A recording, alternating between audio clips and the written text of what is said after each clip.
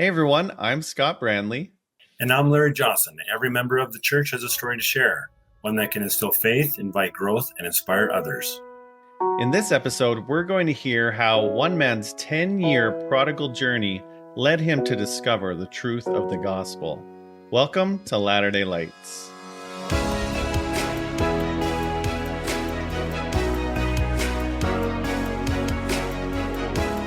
Hey everyone, welcome back to another episode of Latter-day Lights. We're so glad you're here with us today. And we have two treats. One, Alicia had to go do something. And so I had my brother-in-law, Larry Johnson, come and fill in for her. So Larry, welcome to the show. Glad to be here. And Larry's been on a previous episode of Latter-day Lights, so you might recognize him. And then we have our guest, Randall Jensen. Randall, how are you today? Really good. Thank you very much. It's nice to be here. Yeah, it's nice to have you. So, Randall, where are you from? Tell us a little bit about you. Well, right now, our family lives in western Utah. However, we've spent our life moving around. I was born in East LA in Monterey Park, and spent my younger years until I was about 15 living in Southern California. Okay. Our family then moved for my mom back to Utah, and that's where the family homestead has kind of been since then. Since I was married, we have lived in a lot of places. My wife and I moved to Japan soon after we were married, and we lived there for 3 years. Our first two kids were born in Japan, so I guess we say they were made in Japan. That's funny. And then Larry, I remember Larry you went on a business trip to Japan, didn't you? I did. It's an amazing place. So I got to tell this funny story, Randall, but Larry is 6'7", 8 or 6'8".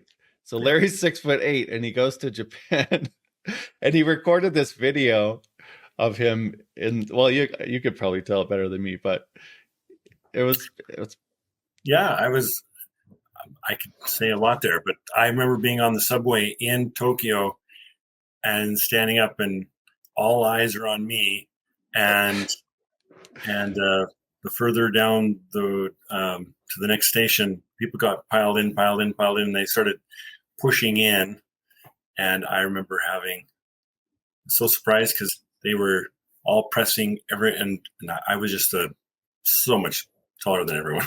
It was just, and I just loved it because I didn't mind it a bit, even though I don't really necessarily like big crowds, but it was an amazing place and time. Yeah. So you must have bumped your head more than once. Oh, yeah. Yep. I stayed in a hotel where the door was maybe 4 foot. I had to get on my hands and knees to get in. That was an authentic Japanese inn up in Hakone. It was amazing, and they gave me little tiny slippers to wear that they fit my big toe. And yes, they were snickering and laughing, and I was just loving and immersing myself in the whole experience. But it was very comical. Yeah. Hilarious. I know that's not part of your story, Randall, but it was hilarious when you told me that. So, but how long were you in Japan for? Well, I served my mission there when I was younger, and my wife had actually spent some time there. So we had that in common. So we figured once we got married, we might as well to go to our second home, which was Japan. So we were going to just spend a year, but we ended up staying about 3. And then after that, back to graduate school. And then we had kids born in Illinois, Arizona, and Michigan. So we have 8 kids, and they're all married now. And we have now, counting 34 grandchildren, 1 more on the way. So we'll be at even 35 pretty soon. Wow. So family's still growing. That's fun. So how come you moved around so much? Was that your job or? I took jobs with, I worked at different companies, and just the nature of my career meant I wanted to experience different kinds of companies.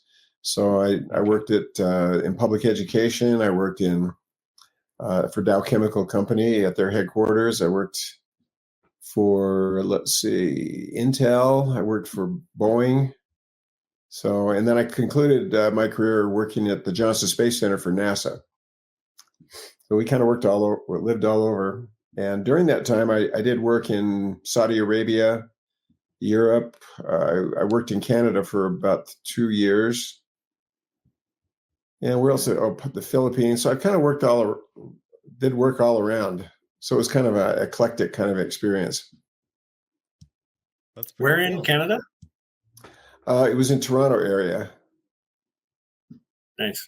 I used to live near, near Rochester, which is just on the south side there.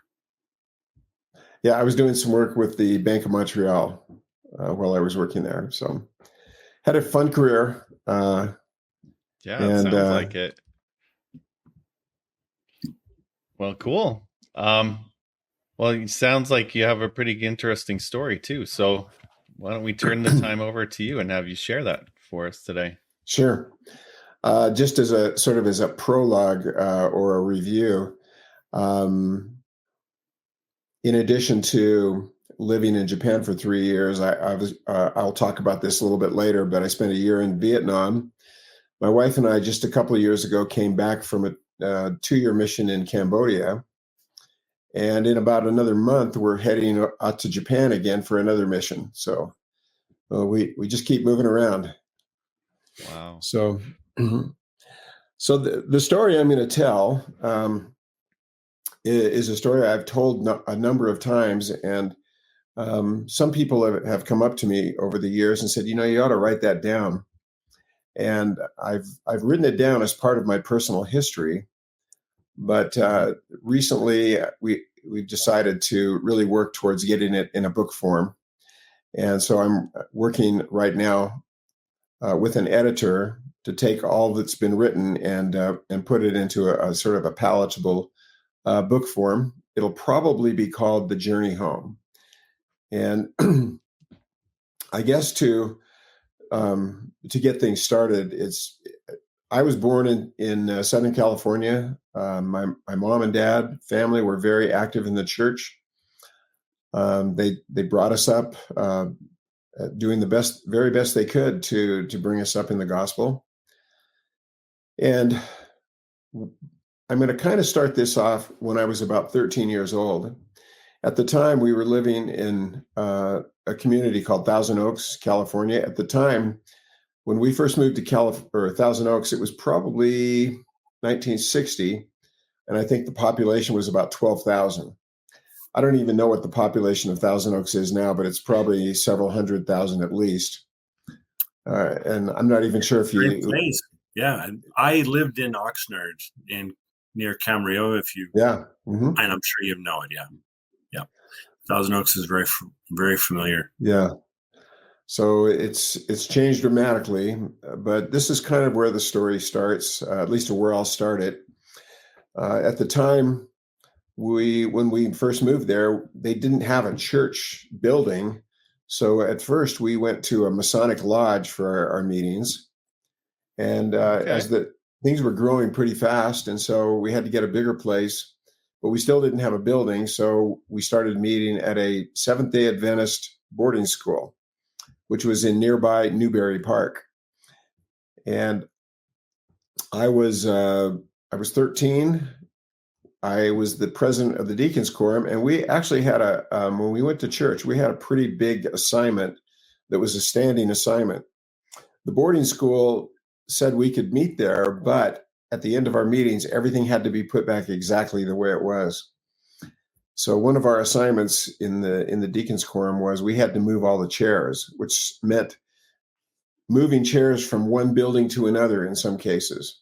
There were a lot of chairs to move, and it took quite a bit of time. But if we all worked together, it could be done in about 20 minutes. So I'm going to talk a little bit about my background there, but I was definitely active in the church. Was very trying to do my job as best I could. I started high school when I was 13. I was actually a year younger than most of the other kids in my class because I had moved up a grade a couple of years before, which was probably a bad decision because ever since then I just felt like a runt around all the other kids. I was shorter than them, and they were socially much more involved in social stuff than I was. I just wanted to go out and play baseball, but they were into dancing and rock and roll music and everything. So I was just kind of out of sync with everything. And so by the time I got into my ninth grade year in high school, I was still feeling that I was just kind of smaller than everybody else and didn't quite fit. But when I went to high school, it was my sixth grade class. The teacher was named Mr. James. And Mr. James was a really tall guy. He was probably a little bit shorter than you are, Larry, but he was probably at least 6'4". This was my history class, and it was a 6-period class. So it happened to be on the outer wing of the campus. So it wasn't like a Utah school where everything's inside. This was an open campus. So wherever you went out of your rooms, you were outside. And it just so happened that this class was at the hot end of things where the afternoon sun would beat through the windows. And I think I was coming out of my gym class to that. So I'd usually on a hot day, I would just be into that sweating in that hot room. And I remember one day I was sitting on the front row and Mr. James stood up to start class and fans were blowing to try and cool it off. And he said, "Students, I want you to pay attention to what I'm going to say to you today." He said, "I don't know how much you're paying attention to what's going on around you, but right now there's something happening in Vietnam. Our country is starting to send more and more men over there. There's starting to be some battles." And he said, "I have a feeling that this is something that's going to escalate and it may impact some of you in your lives. And so I'm going to give you an assignment. And the assignment is that you're going to keep a journal and you can cut out from magazines or newspapers any articles that have to do with Vietnam, because I just want you to get familiar with this. And if you hear things on the radio, if you hear things other places, you could just write it down and jot it down, but keep yourself a journal of this. And I want you to do it for the entire school year." And I remember as he was standing right in front of me, I was looking behind him at the world map that was on the wall, and I was saying, where is Vietnam? And I couldn't find it.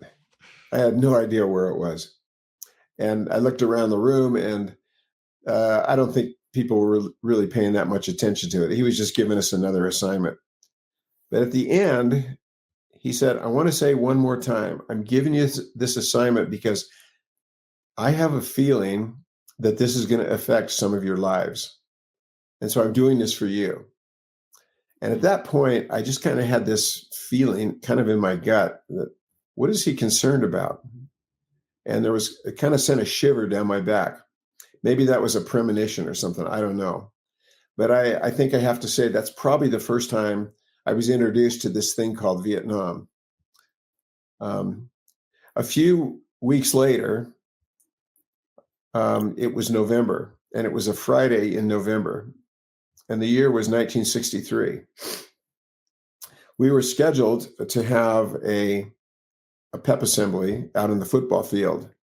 This is something we did when we had a home game, so we were kind of used to how it worked and what the fire drill was. So in third period, there was an announcement, and it said, "Students, please go out to the football field to our previously scheduled assembly." So the door opened, we left the class and joined hundreds of students slowly making their way out to the football field. And we got out to the football field, and everybody is taking their seats in the stands. And I think I was about 3 rows up from the running track from where the football field was. I looked around and I could see the students in their normal groups of the surfers and the betas and the greasers and the jocks and the preppies. And then there was the rest of us that didn't belong to any of those things. And so that's where I was. I looked around and saw all the groups, and then something kind of was bugging me. And I said, what's going on here? And I suddenly realized, where's the band? And where's the cheerleaders? There was nothing. It was just quiet and just the sound of students talking to each other. And then I noticed in the middle of the track was a single microphone with a wire going out to it. And the school principal was off to the side, and he was talking to a few people.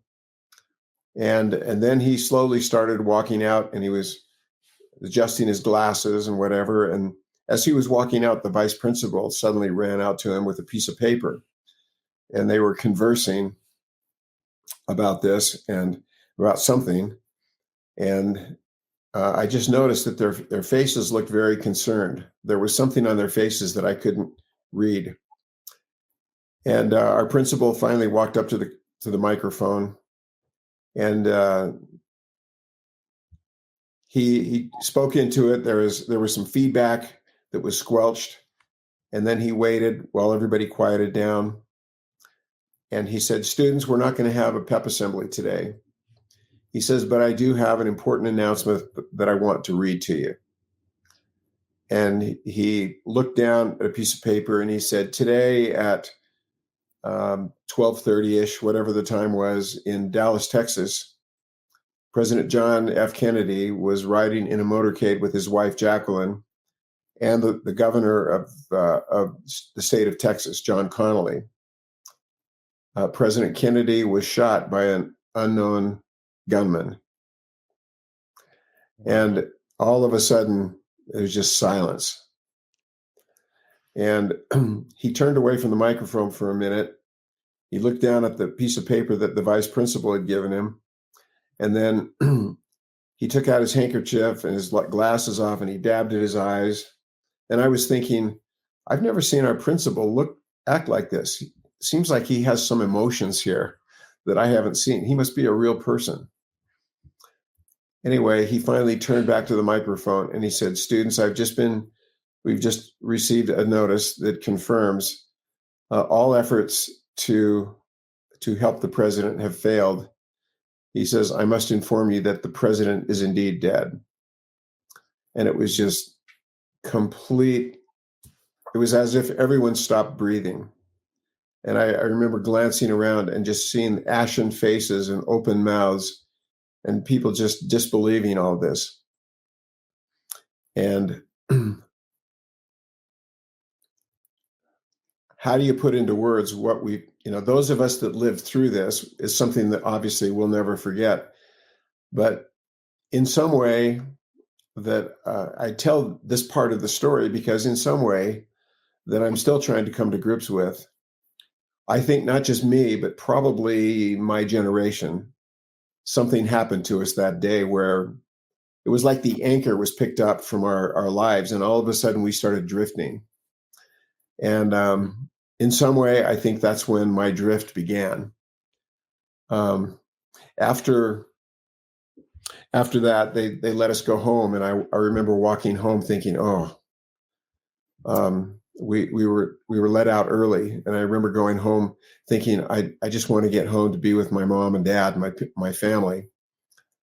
And I got home, and the door was locked. Nobody was there, and I couldn't believe it. And so I went in the side and turned on the television and immediately began watching coverage of what was happening, just doing that all alone. And after an hour or so, my parents came back. They'd been out shopping with my little brother and sister. And our family joined and did what everybody else was doing that weekend, and that is just watching the coverage of this thing. But on Sunday, I had to get up early, do my paper route, and then go with my dad to our early morning priesthood meeting. We went to our priesthood meeting, then we had to set up the chairs and then have our church meetings. And after church, the quorum was supposed to help me with the chairs, but because of what had happened, I think everybody didn't want to wait around. Everybody just disappeared really quick. And all of a sudden I found myself alone having to put all these chairs back. And my family had to get back home quick because my dad had to get to work. He started work he commuted into LA, and his work week started 3:00 Sunday afternoon and went till Friday afternoon. We didn't see my dad that whole time because he worked nights. So my mom always wanted us to be there for this special meal before our dad left, and we wouldn't see him for the rest of the week. But I was stuck, and it took me an hour to do these things. And I was just thinking, oh boy, my mom's going to really be upset at me. And sure enough, the bishop drove me home. We were the last ones there, and he dropped me off, and it was about 2:45. And as soon as I walked in, everybody was just finishing the meal, and I could just feel the ice in the air. But that placed some tension. And it sort of, the tension started because of my assignment at church that placed tension between me and especially my mom and dad, but especially my mom. And a couple of weeks after that, that tension really blew up into a real argument that my mom and I had one night. And she asked me to do something, and I'm now starting to act like a teenager, and I'm resisting her efforts to get me to clean the kitchen or whatever. Turned into a big blow up, and I just said, okay, I'm leaving home. And so I got on my bicycle and took off and it was about 8:00 at night. And I said, I'm running away. Well, that lasted for a few miles until I started asking myself, what on earth are you doing? So by 11:00, I was back, and I had to eat my humble pie. I think my mom it broke her heart probably that we had that. We had a good hug and everything, but it became sort of a symbol of the things that started happening in life, and it just sort of built up as I got older. But within a few months of the assassination of Kennedy, my parents had decided they didn't like the way we were living, and they decided my dad was going to quit his job and move back to Utah.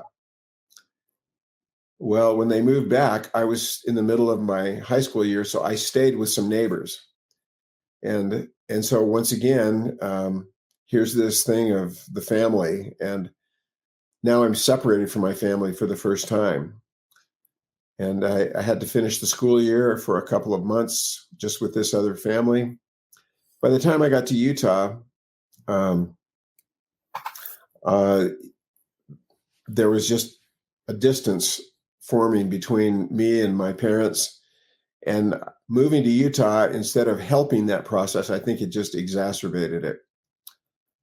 I'm going to jump forward into when I was about 17. I had been continuing to develop and move, and I think I was only staying active in the church because of Scouts.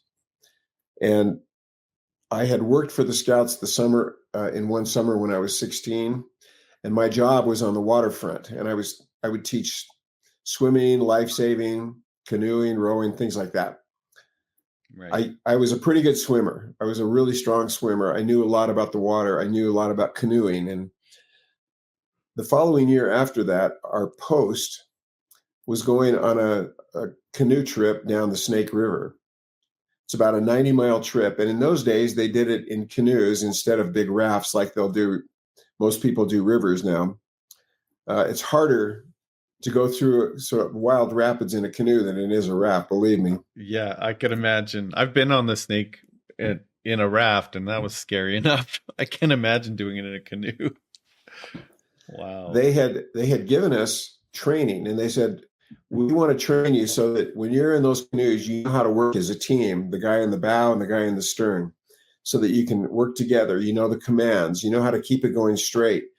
And most importantly, you know how to follow the guide and what he does, how to pack your canoe and how to weight it right. Well, we had some guys that didn't pay attention. and they didn't know much about the canoes. And so it was very obvious as soon as we got in the river who had paid attention and who knew what they were doing and who didn't. We had two guys that were in the canoe that went to none of the training. As soon as they got in the water, they immediately took off down the river. And immediately they were going around in circles. And it became kind of a joke because they spent half the trip in the water, submerged, because they kept flipping over, because they didn't know. But it to me, it became an example of why sometimes it might be important to follow the rules and to learn them and to pay attention when people are trying to tell you something, which was exactly the problem that I was following into in a lot of parts of my life at that time. But since you've been down on the Snake River, do you remember a place called King Rapids? Do they still call it that? I don't remember that. I remember one called the Lunchbox. I don't know if that's the same place on the river. Maybe they changed it. I don't know. But there was, during the 90 miles on the last day, there is some terrific, incredible rapids that you go through, and they're training you about it. They're preparing you for it. And just before we entered that, they took us off the river, and the guide said, "I want you to listen." And we listened, and we couldn't see the rapids, but they were around the corner. But we could hear this incredible noise. And we're starting to think, okay, that sounds pretty serious.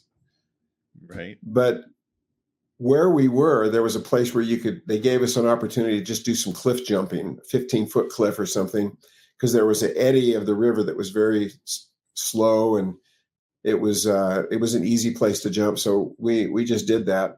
But we had to have our life jackets on, and we had to jump and then watch the person in front of us until they were at this rock to push themselves off. And then the next person could jump. And so I was on my second jump, and we were all going to get about 2 jumps. I jumped down. The guy in front of me had just reached the rock, and the soft current will take you to that rock. Just as I got there, the guy for some reason, he hadn't yet got up, and he kind of hoisted himself. And when he did, his feet kicked out, and they hit me in the chest and pushed me out further into the river. And I got caught in the current. And where that slow water was meeting the fast water, there was a huge whirlpool. And I thought that I had, I could handle water real well. But when I hit that whirlpool, there was nothing I could do. I was totally shocked at how powerful those forces in the water were, and it just sucked me under. And my eyes were wide open, and there was nothing I could do. I couldn't move my hands, my feet. I was just swirling around in this washing machine of bubbles and water. And I don't know how long I was there, but after a while, I got pushed out, and I took a huge breath, and I had an incredible headache from lack of oxygen, but I had no energy left whatsoever. It had, just in those few moments, it had taken every ounce of energy I had, and I couldn't swim. And here I was a guy that prided myself in swimming. I couldn't move, and I barely got to the edge and just collapsed in the mud. And then I realized nobody had seen what happened. Nobody knew what happened to me. And it was another example of, number one, the forces that are out there that are much stronger. We think we have the ability to deal with those forces, but we don't. And number two, most people are living their lives just kind of focused on what they're doing. And a lot of times we don't notice what's happening to others, and nobody saw what had happened to me at all. And so I was down the river a bit, just laying there, and nobody ever knew what happened to me. I told them about it, and nobody cared. But I realized I came within a whisker of drowning at that moment.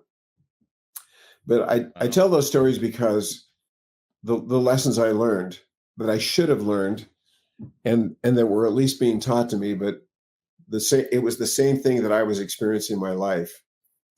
By the time I was 17, I had already graduated, and I wanted to join the Marines.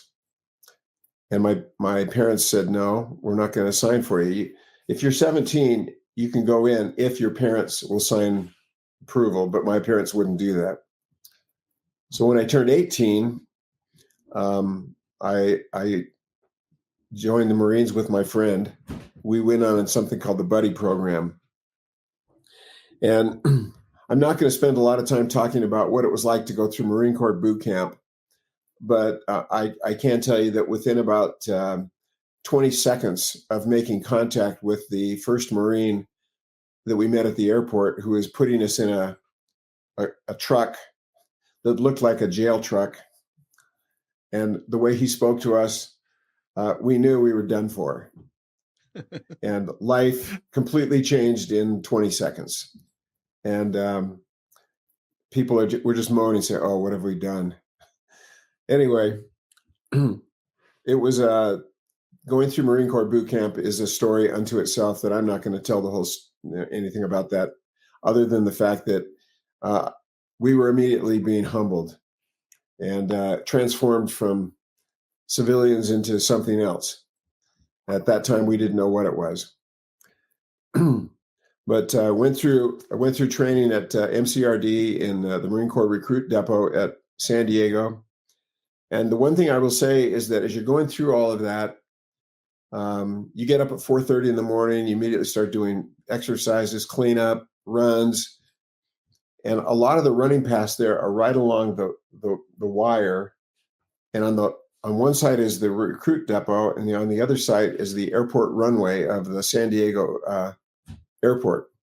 So if you've ever taken a plane in or out of San Diego, if you look out, you'll see the Marine Corps depot there. And I will say this, that most of the recruits that are going through training there look at every single plane taking off and want to be on that plane. I remember being there looking at faces of people in the plane looking at us, and I'm looking at them, and I felt like we're in a zoo. I want to be on that plane. Well, I've seen a lot of movies with, where people go through training and it doesn't look very fun. It wasn't fun, but the funny thing is, even though I didn't enjoy being in the Marines, if I had to do it over again, I'd probably still do it. When I finished all my training, there was about 6 months of training, and I was trained in artillery. I was given a home leave, and I had my orders to Vietnam. I actually had volunteered to go there.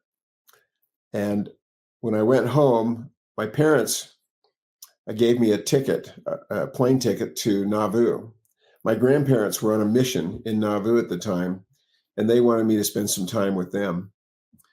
So I flew military standby, which meant I had to wear my khaki uniform. Mm. And when my grandparents picked me up at the Burlington airport, they drove me there. And in those days, there wasn't a lot going on in Nauvoo. This was in the late 60s. There was only a few missionaries there. But they drove me around, showed me places where things had been that have now been developed, showed me where the temple used to be, which is now there's a temple. Mm-hmm. But in the evening, they took me to a house, and they said, "This is where we all eat together dinner." We had dinner there. And of course, a lot of people were asking me questions. I was the young guy. Everybody else was kind of the age I am now. But as we were eating dinner and kind of finished, I was sitting right across from my grandmother. And she, all of a sudden, something came over her, and I looked, and she was looking straight at me in this weird way.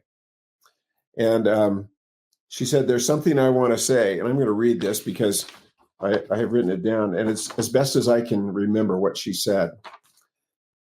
But she said, she looked at me and said, "There's something I want to say. Randy, I know that you are going to be protected when you are in the war. The Lord will not allow you to die, for there is a special mission for you yet to fulfill on this earth. You are going to be tried, and Satan will try to destroy you.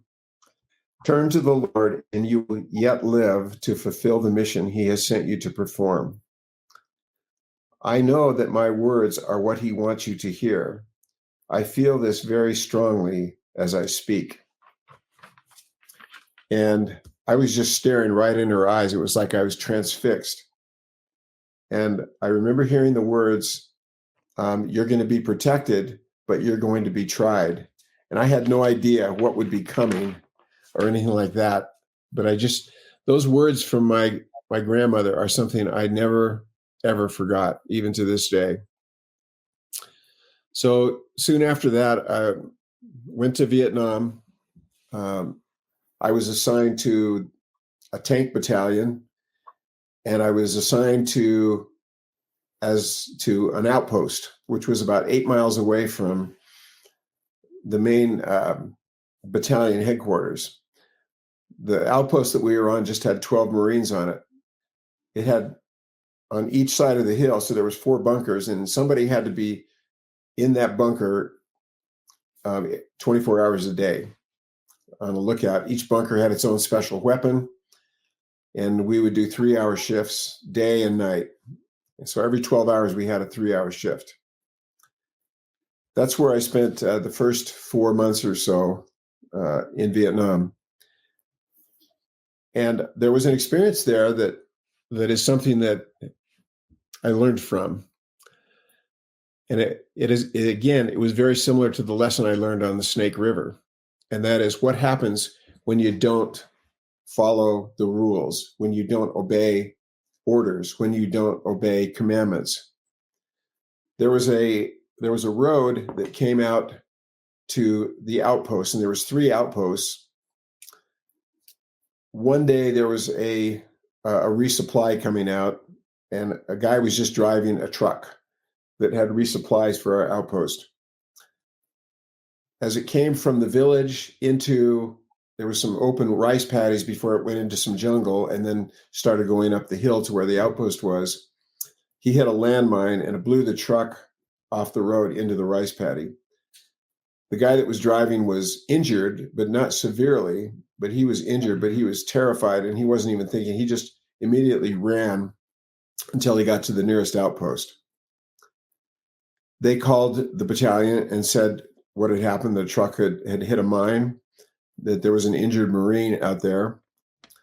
And there was a corpsman who heard that, who was the battalion corpsman. He was supposed to go back to the States the next day. He had already spent his year in Vietnam, was ready to rotate back to the States.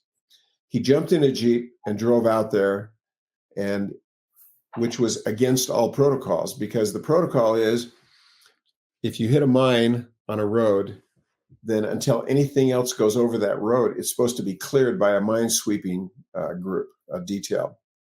Mm-hmm. So a platoon or a squad of Marines went down there to secure the road, to keep any traffic off of it. He drove right through them, didn't even stop, went up to the outpost to pick up the injured Marine, and then he came back down. And by then, they had realized what he was doing. They stopped him and said, "You cannot go through here. This has to be cleared. You know the commands. You know what the protocol is." He says, "I've got to get this Marine back." He says, "I'm going right now." And he literally forced his way through the cordon of Marines and started driving back on the road.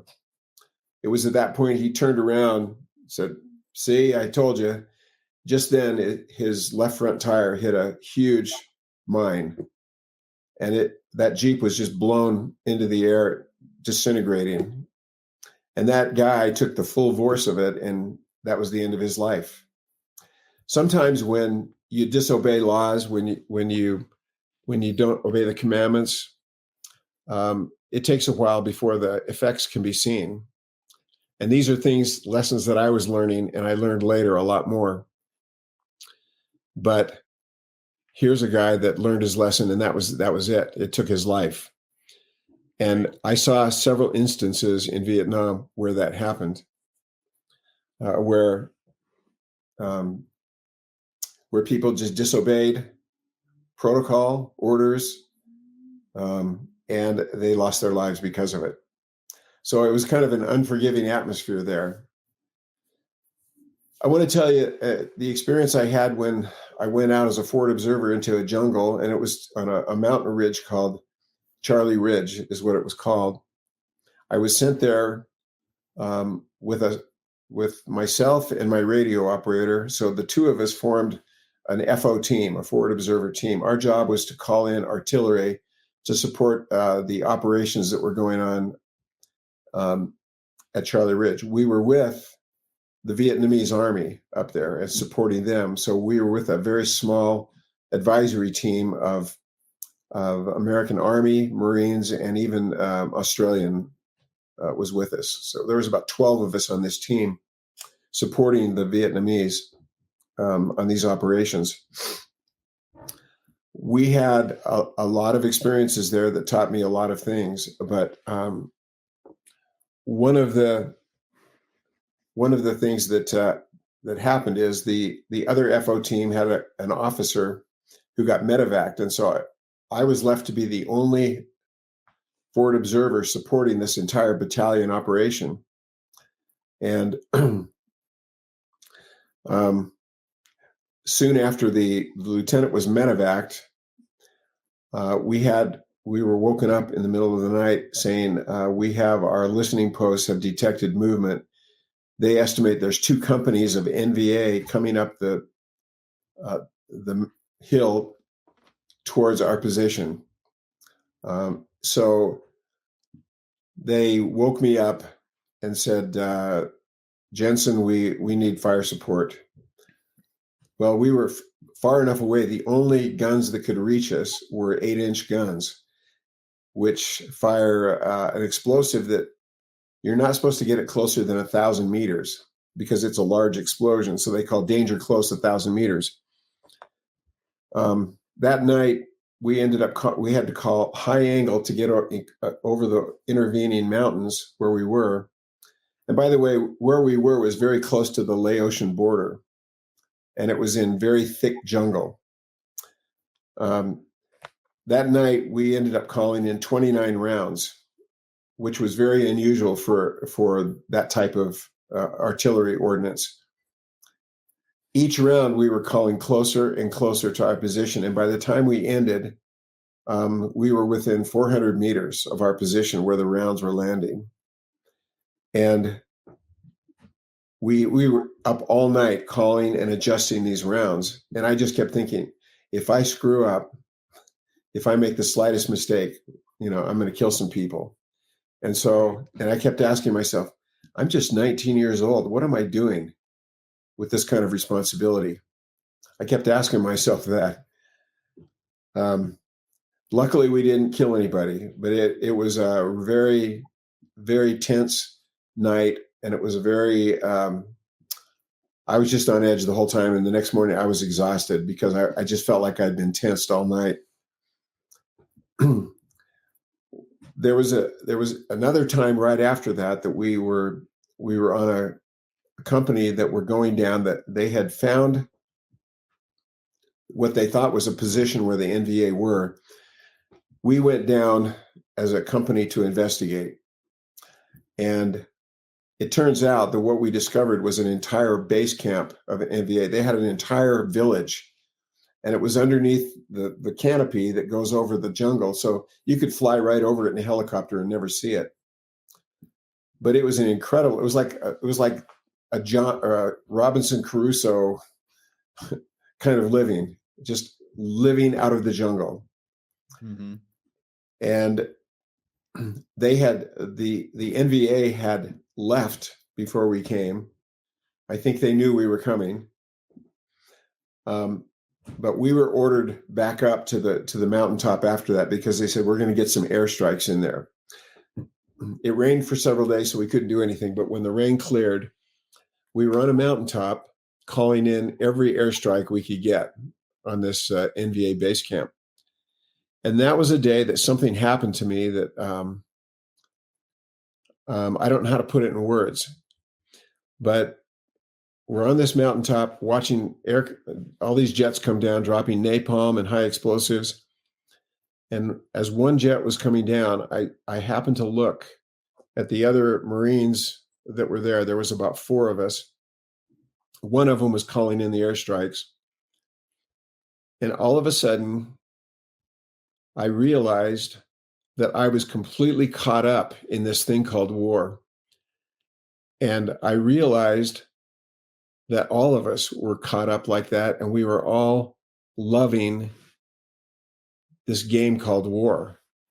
But it wasn't a game, it was real. Bombs were falling on people right in front of us. And yet it was like the heavens parted and let me see into my soul, and what I saw was pure darkness. And it was a terrifying moment for me. It's terrifying to see what your heart can be like when it gets opened up and gets caught up in something like that. And the problem is that as soon as I had that thought, I couldn't get rid of it. It just stayed with me, and it started festering like a virus. And the more it was with me, the more I felt like I was spiraling down into a kind of insanity or something. I don't know what to call it, but it was making me go crazy. And soon after that is when it was going to be my time to get extracted, and my replacement was going to come in. I'd been out on this 2 operations out there for over 2 months, just in the jungle. And then finally I was going to get my replacement, because I was going to be coming back to the States in about another month. The LZ that we had for the helicopter, which means the landing zone for the helicopter, we had to use machetes to cut it out from the jungle so there would be enough space for a helicopter to land. And as we did that, the enemy would kept shooting mortar rounds at that so they could sight in, and because they knew helicopters are going to be landing there, so they were sighting in their mortar tubes. And the day after we finished that was my turn to be extracted. And as the helicopter was coming in with my replacement, I had gotten all my equipment ready. I had all of the information that he needed, his compasses, his maps. I had books of all his coordinates, his radio frequencies. As it landed, as the helicopter was lining up, we could hear the mortar rounds being launched. And we knew that we had incoming rounds, and that what they would do is walk them up the ridge like this. And we told the pilot, you've got a hot LZ, there's incoming rounds, so this is going to have to be fast. So those coming off walked towards us. I could see my replacement. He had a very clean uniform. He had shined shoes. I thought, oh, he just barely got here. He had no idea what was going on. But the rest of us, people were just literally diving head first into the helicopter. It was already revving up. And the guy, I said, are you the FO? And he said, yeah. And he was a second lieutenant. I said, here's your stuff, run. And he grabbed me and he says, no, I need to talk to you. And I said, no, there's no time to talk, run. And he kept holding on to me. And finally I had to literally kick him away. And I said, run for your life.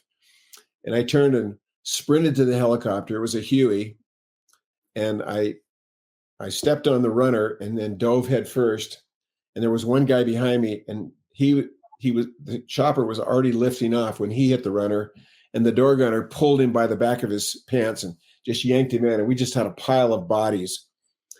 And the pilot turned it like this so he could do a maximum speed takeoff, just so he could clear the trees and the vegetation, and we could hear the rounds getting closer and closer. And as we're sitting in the helicopter, and I remember just being frozen, waiting for the hit. And then the helicopter rose more and more, and then started banking to the right. We looked down, and just where the helicopter had been, it was filled with smoke, because the last rounds had impacted just where the helicopter had been. And that's when I remembered to breathe. And Man. And then I thought, I think I'm going to make it back home now. I think I'm going to live through this. And that was the first time I really gave myself that permission. Well, the long and short of it is, another month went by. I returned to the States, carrying all the baggage, whatever it was. And when I went back to the States, they were scaling down. So I was, when I finally made my way back to Camp Pendleton, I was released from the Marine Corps. I had signed up for 2 years, and they released me because they were scaling down because they were of what was happening. And I found myself within just a few days of leaving that environment, hitchhiking up the coast to go to my uncle's house, and just asking myself, did all that really happen? We always fantasize when we first went over there, when you come back, there's going to be a parade and there's going to be bands playing. It'll be a big deal. Wasn't like that at all. You just came back as an individual and you were left to yourself. Well, because I came back like that, by the time I got back to my family, I didn't even tell them I was coming home. I just took a cab from the airport, and it was very obvious that after a month or so, obviously my family was very happy to see me, but I didn't fit. I wasn't living the kind of life they lived. I wasn't active in the church. I'd been away from the church for now several years. And after about a month, I just left home and found my own apartment and started going back to school at the University of Utah. Yeah. But during those years, it was the weirdest thing. The kind of friends that I gravitated to, were they friends? I don't know what kind of people they were. But if I went to a party, invariably I went up to someone, or someone would come up to me and they would say, "You were in Nam, weren't you?" And 100% of the time we'd be right, because you could just tell. We were the ones that were sitting off to the side, isolated, not talking to anybody, and just kind of staring off into space. Somehow you could always tell. And I was living a life that was so far away from the church. I mean, what can you say? It was a life of sin. I was just living away from the church. And I started realizing how alone you could be. I would often hitchhike places. I hitchhiked to the coast to go camping in Big Sur just before Christmas, my first Christmas back. I would frequently just hitchhike places. And I started realizing what it was like to feel alone. But I also started asking people, what is the purpose of life? And I would ask it in my classes. I'd ask professors, what's life all about? What's it supposed to be? Try to go into a philosophy class and ask a philosophy professor, what's the purpose of life? And you'll get all sorts of information, but you won't get an answer. Mm-hmm. But I didn't know what I was looking for. I didn't know anything other than the kind of people I was around were not the people I would normally associate with, but they didn't have my best interests at heart. And among the circle of friends that I had, one day there was a guy that showed up. He said he was from Colorado. I'm not going to use names or anything, but this guy, whenever you were around him, it just seemed like the room turned ice cold, and it got very, very strange. And he seemed to know everything about everyone. And his mantra, the things that he kept telling us, is you've got to break away from your family. The family is what holds you back. You've got to become an individual and let go. That's when you're going to really be free. And on the side, he was also a drug dealer. So it doesn't surprise that he was, that's what he was trying to get people to do. Right. But he was just a very strange guy. But wherever he was, it's sort of like he was the one that commanded the attention of everyone. He became sort of like the Pied Piper, that was getting people to join him and follow him on the trail that he was going. So one day, it was leading up to this, I came back from my class into my basement apartment, and let's see, I think I have it here someplace. I want to read something. My cousin had come to, I can't find it. My cousin had come to visit me, and my cousin was a guy that was very much against the war, and he also had grown up outside the church, rebelling against it. And all of a sudden, he leaves me this note, and it said, well, here it is. I'll just read this. He said, Randy, I stopped by to see you. I finished at the home. The home was the mission home. He had been called to go on a mission. He said, okay. I'm full. I found answers, truths. I feel very enlightened, something I've always wanted. My life and others around me have taken new dimensions. Once I got by the people and the hypocrites, I found the gospel is a really beautiful and fulfilling life.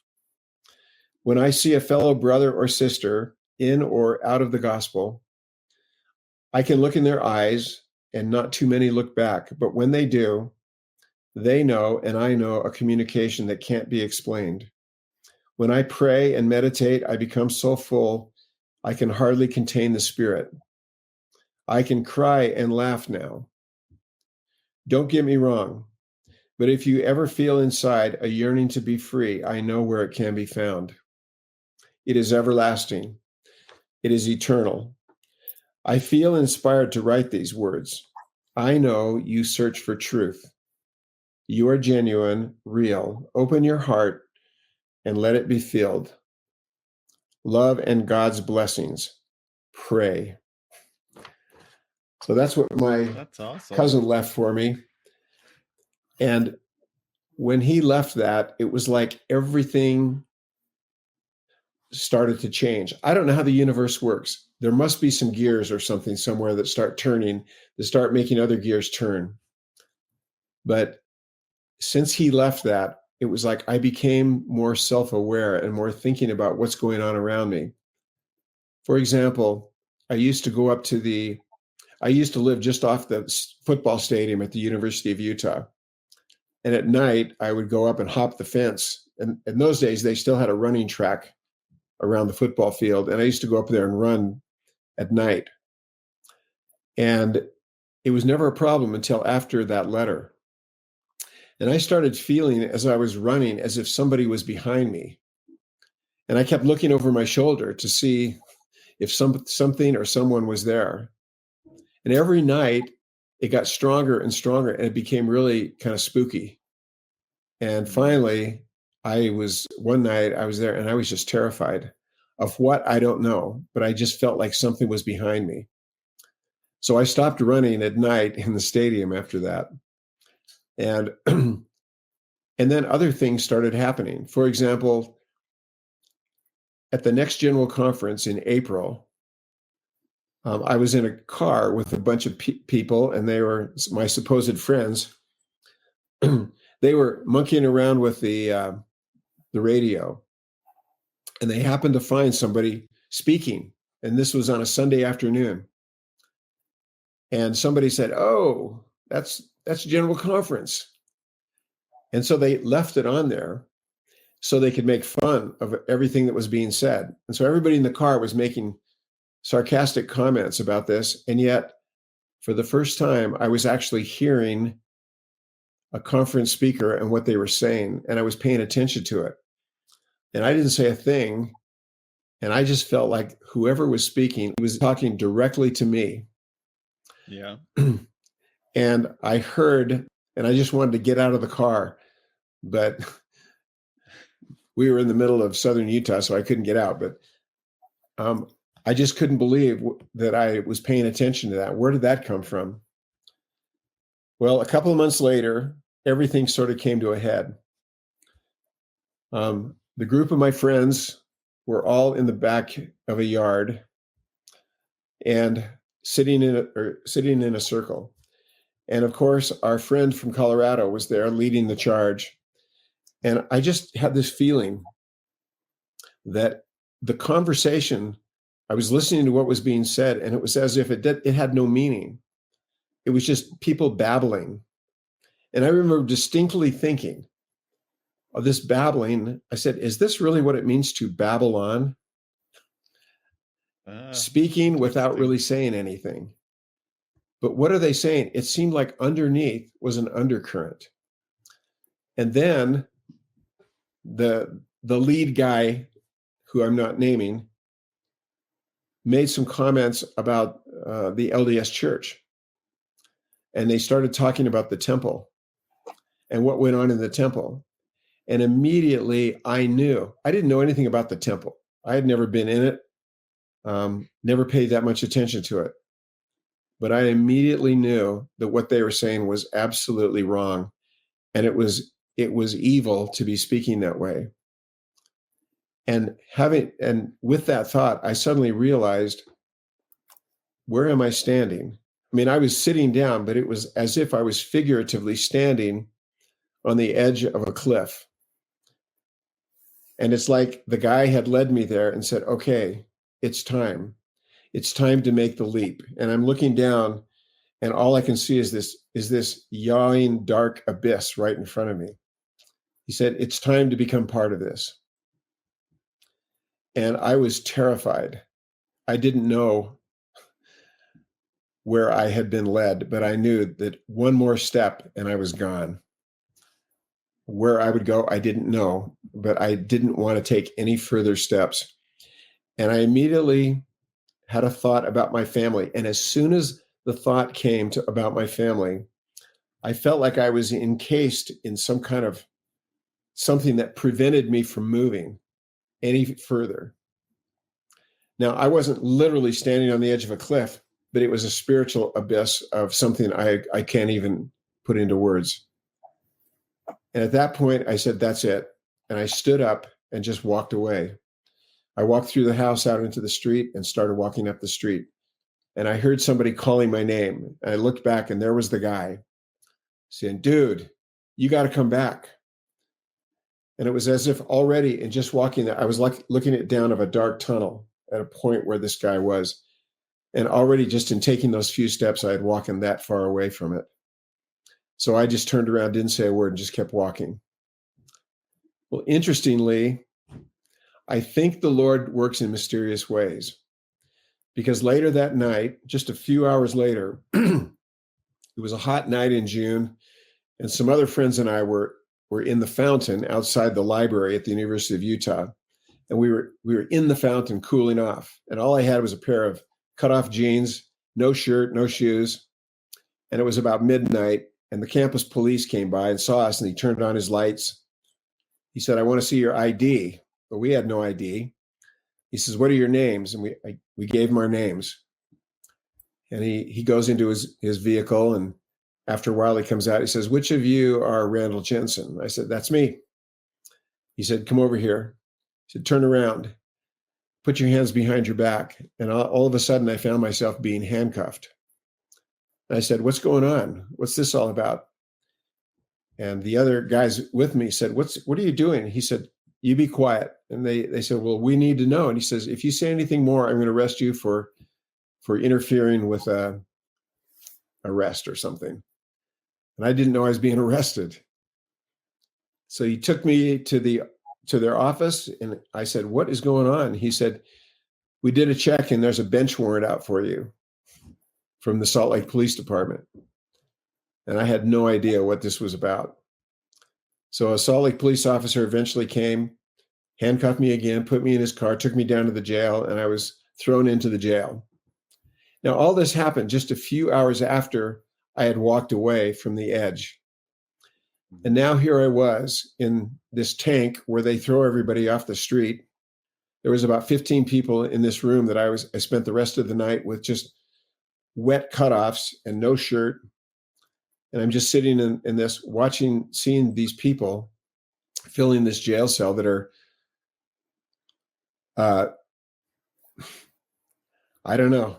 It's hard to explain, but one guy was passed out and he started waking up and found out he was in jail, and he started screaming and yelling, and other people saying, shut up, and swearing at him and say, if you say one more thing, I'm going to kill you. And I just kind of felt like, so this is what it's like to step off the edge. This is where it was like figuratively as if the Lord was saying, okay, you're getting a view of the direction you were headed. Well, 15 hours later, I finally was able to make a phone call, and the only phone number I knew was my parents. And I called and I said, I need $80 to bail me out. I said, I'll pay you back. Well, they came and bailed me out, but they said, we're not taking your money. And the day after that, I moved out of my apartment and back with my family. And immediately I had a feeling that I needed to get away again, but this time it was going to be different. I needed to get away from everything I had been around. I decided that I would take my bicycle and leave home. And destination unknown, I just was going to head east. I spent a few days getting my bike ready, getting all the equipment I was going to take, my backpack and a sleeping bag and some other equipment.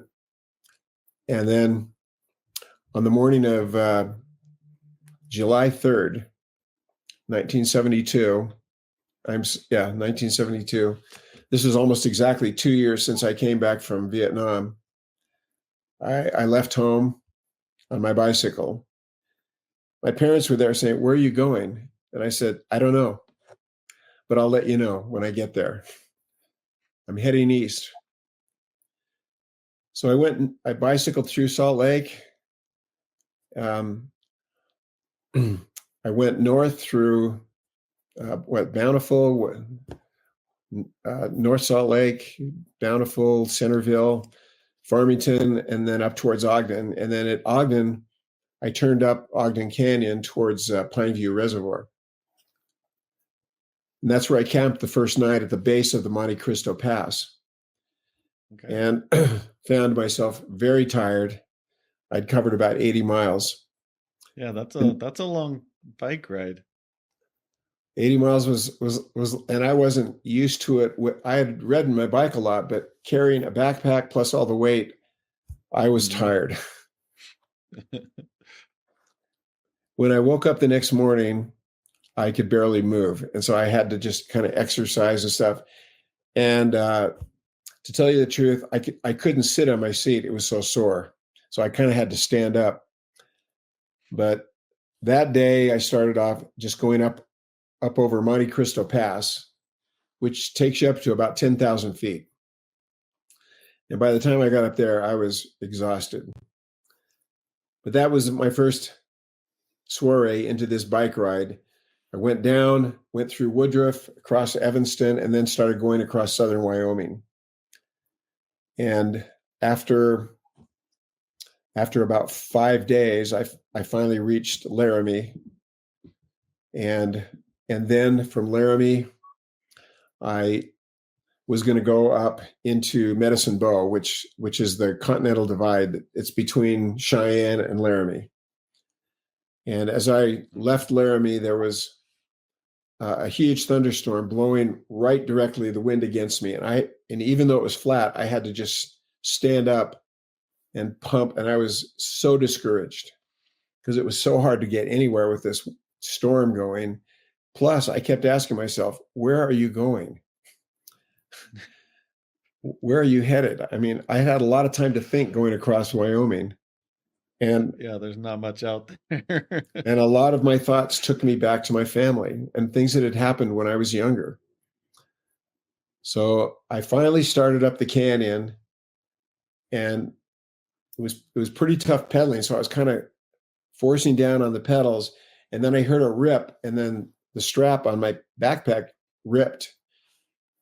And I had to stop the bike, and I couldn't ride the bike with my backpack. So I just had to walk the bike up the rest of the canyon. And I was surrounded by mosquitoes. And I just had cutoffs on. I had a short sleeve shirt. I was being eaten alive, and I got so depressed. I think it was the lowest point I'd ever been in my life. And as I'm walking up, I'm just saying, what are you doing, knucklehead? I got up to the top and I saw there was a campground up there. If you ever drive over that on I-80, you'll see there's a big bust of Abraham Lincoln. If you ever drive over the Continental Divide, that's where I stopped. And it was a Saturday. And I just thought, tomorrow's Sunday. I'm not going to do anything on Sunday. I'm going to rest. And as I sat and just tried to deal with this depression that I'd fallen into, I started thinking back to what had happened in Vietnam when my heart was opened and I saw what was inside my heart. And I started realizing that you got to face this. You got to deal with this.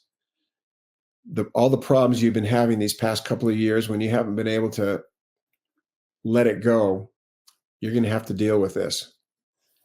And the next day, when I woke up, it was a beautiful day.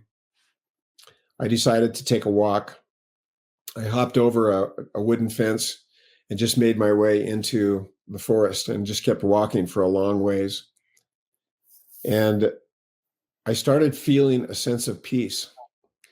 And I got into a little meadow, and I saw a movement, and just a few feet away from me was a large elk. And instead of being afraid of me, I just felt very comfortable being so close to that elk. And he was grazing, and he just slowly raised his head and looked directly at me. We were looking eyeball to eyeball. And I remember just thinking, this is the most peaceful moment I've ever felt. I feel connected to this animal. And I don't know what was happening to me, but I think it was just softening me for something. And after a while, and we just stared at each other for a long time. And it was just the greatest sense of peace. And eventually the elk meandered away, and I continued walking. I went up to some rocks and stood up basically on the top of the mountain. And I saw that the storms were beginning to form again, coming up from the plains. But I was just taking in just feeling the air as I breathed it, and just taking huge lungfuls of air and just appreciating the beauty of the earth, which to me had been ugly and dark. And as I got back to the path and was making my way back to camp, I had this thought that came, and it said, you need to pray. And one side of me was saying, oh, come on, you're not going to pray. That's for a wuss. You're not going to pray. But the other side was saying, no, you need to just get down and pray. And so there was this tug going on, these two voices. But I eventually decided I'm going to get off this path, and I just walked into the forest and was obviously all alone. And I found a flat spot. And then I looked around, and I thought, I had these memories that came from when I was a kid in primary. And I remember Joseph Smith. And I thought, if I kneel down here, maybe there'll be a miracle and I'll see a light or something. And so I eventually looked around, very embarrassed. I knelt down and started praying out loud. And I had no formula for prayer. I didn't know what to say, but I found myself just calling out and said, God, if you're there, if you really are there, I need you somehow.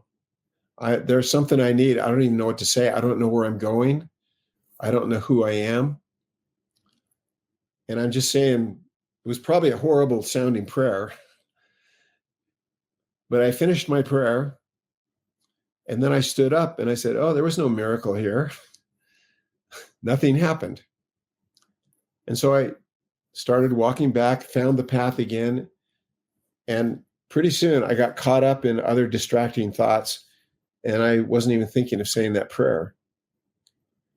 But all of a sudden, out of nowhere, this thought started coming to me. And at first it was just a a scamper of a thought, and it just said, it's time to read the Book of Mormon. And I didn't pay much attention to it. And then it came back. And by the time I reached my camp, all I could think of was, I want to read the Book of Mormon. I had never read it. I had never paid attention to it. I mean, it was part of our religion that I grew up in, but I had never paid attention to it. And as I cooked my meal that night, all I could think about was, how come I don't have a Book of Mormon? I need to read the Book of Mormon. I wanted to read the Book of Mormon more than I wanted to eat a hot fudge sundae. And I went to sleep that night thinking, I need to read the Book of Mormon. When I woke up the next morning at the crack of dawn, first thought, you need to read the Book of Mormon. Now, I was making no connection to those thoughts to anything, not to a prayer or anything. I was just dealing with this impression and this overarching feeling, you need to read the Book of Mormon. So instead of having breakfast, I just packed up and got on my bike and said, I got to get to Cheyenne because I'm sure there's a Book of Mormon there. And the mistake I made was I was a 30-mile bike ride. And by the time I got there, I was wasted. All my energy was gone. So I at least had to get a breakfast. Went to a restaurant and got a breakfast. And then I started going around all of downtown Cheyenne to all the different stores I could find and going in and say, do you sell Book of Mormons here? And nobody sold Book of Mormons there. And finally, I was going around town and I saw a store and I said, that's it. It said Christian books, kind of written in Gothic letters. I thought for sure they have a Book of Mormon there. So I was so excited. I parked my bike, locked it, went in and loudly said, where can I find a Book of Mormon to buy? And everybody in there just stopped and looked at me with this. And the guy behind the counter said, we don't sell that book here. I said, why not? This is a Christian bookstore, isn't it? Isn't that a Christian book? He said, we don't sell that book here. And I was really discouraged. I said, well, where can I get one? And he waited a minute and he finally said, I guess if you need one, you probably ought to go to a Mormon church. Oh, I said, okay, where's one? He said, okay, just a minute. And he reached down and found a phone book and he thumbed through and he was nice enough to identify the one that was probably closest. And he drew me a map and told me how to get there. And I said, thank you so much. And I remember as I was out getting back on my bike, I looked in and he was just staring at me. And I just thought, he's probably thinking, why does that guy want a Book of Mormon so bad? I couldn't have told you at the time why I wanted it. I just wanted to read the Book of Mormon. I followed his directions and it took me to an LDS building. Well, it was Monday morning. And of course, everything was locked up. But there was a little kid there. He was about 5 years old, red hair, freckle faced. He says, where are you going? What are you doing? And I said, I'm bicycling east. Well, what are you here for? I'm trying to get in. There's something I need. He said, I know a secret way in. He said, follow me. And so he took me around the church building to the other side. And there was a frosted glass door that I guess it was off the side of the chapel. It's probably what they used for funerals or something.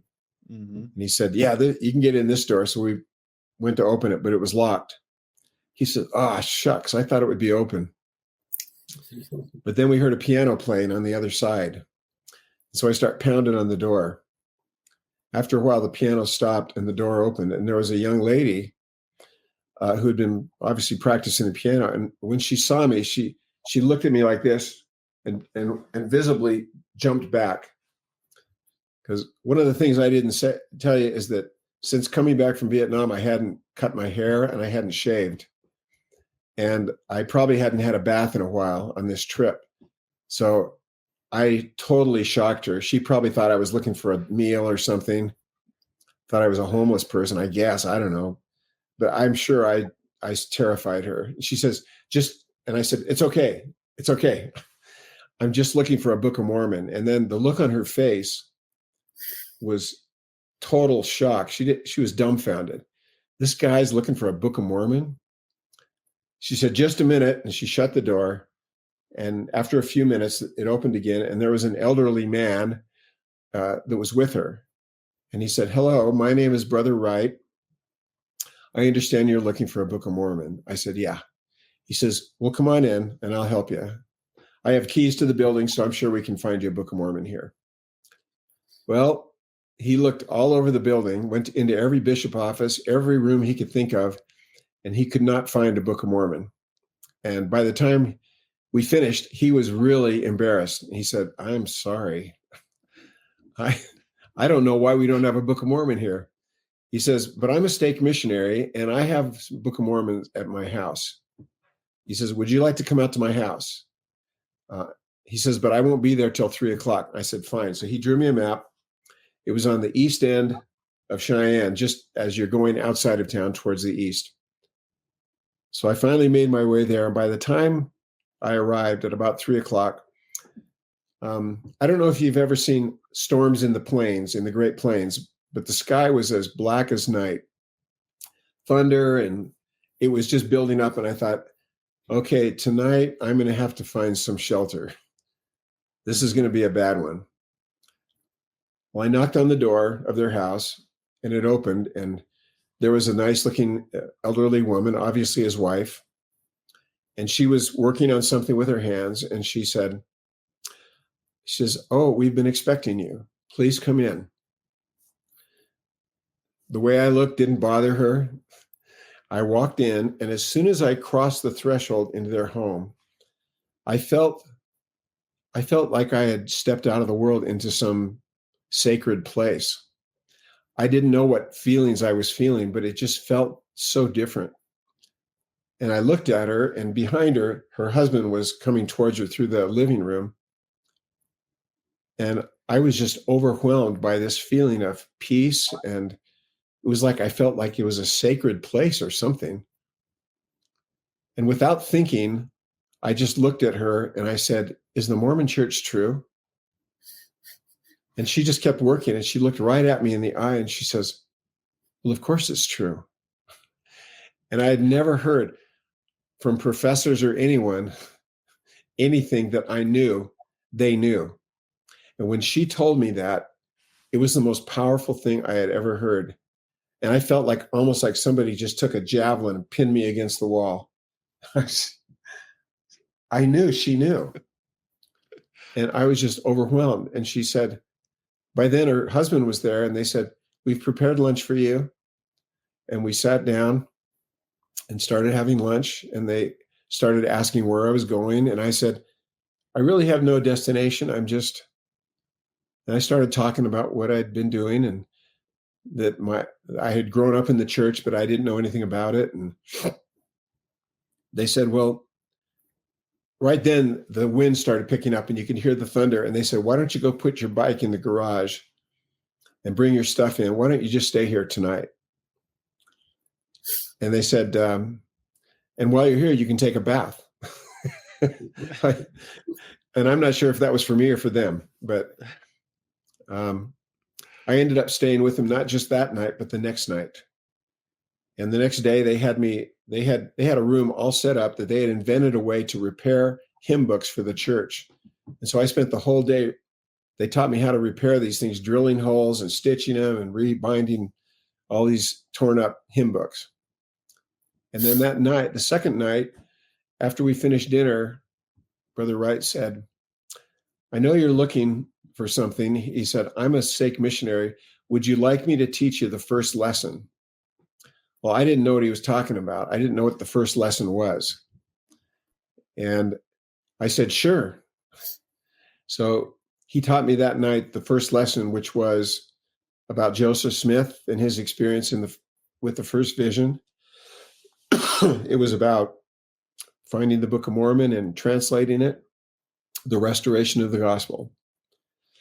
And then when he finished, we said a prayer, and he gave me Joseph's pamphlet, and he gave me a pamphlet on the word of wisdom and one on the law of chastity. And so he and his wife went to bed, and I stayed up and I read all of those pamphlets before I went to bed. And the next morning I got up early and started packing up to keep going. And it was just like waving goodbye to my family. They almost felt like my family. Mm-hmm. And before I left, Brother Wright came out of the house and he had something in his hand. He says, "I think this is what you were looking for." And it was a copy of the Book of Mormon. And I said, "Thank you." And I put it in the toolbox so I could get easy access to it. And then I said goodbye, and I kept going east. And I went for about 50 miles to the border of Nebraska. And then it was time for lunch. So I thought I would stop in this little gas station, and I got some milk and an apple and some yogurt.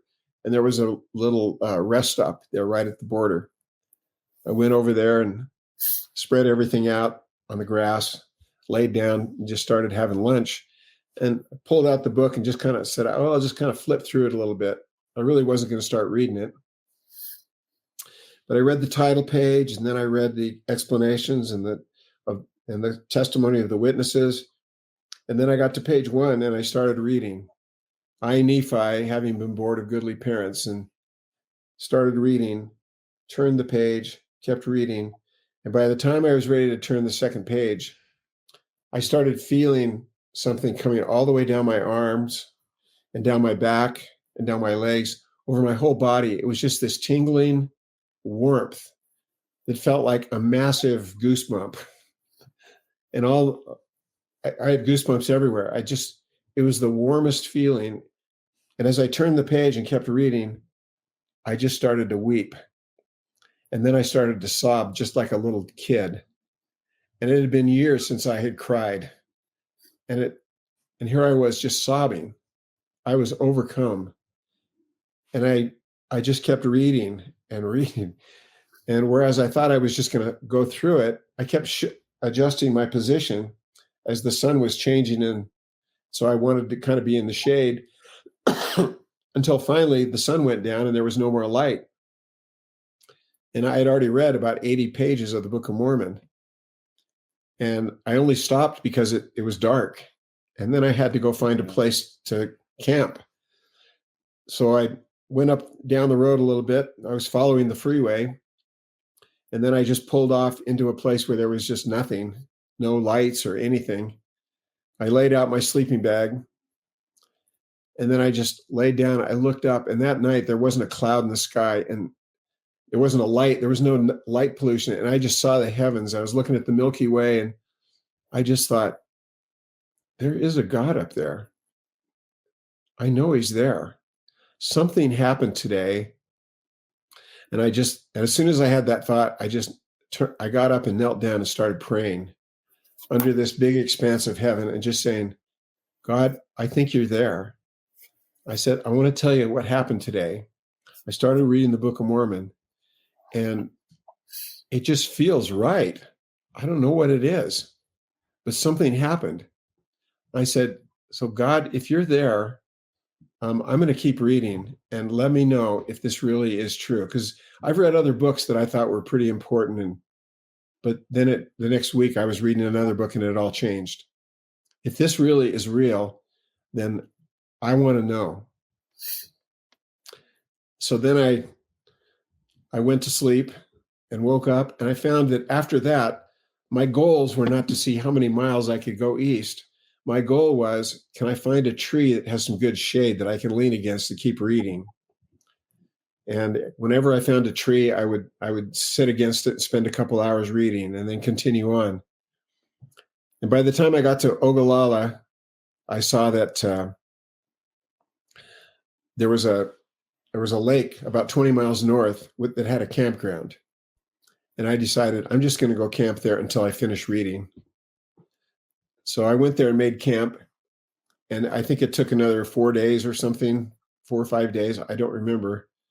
But I just would read all day. And when I get tired of reading, I would just get up and stretch, walk around a little bit, go back to reading right next to the lake.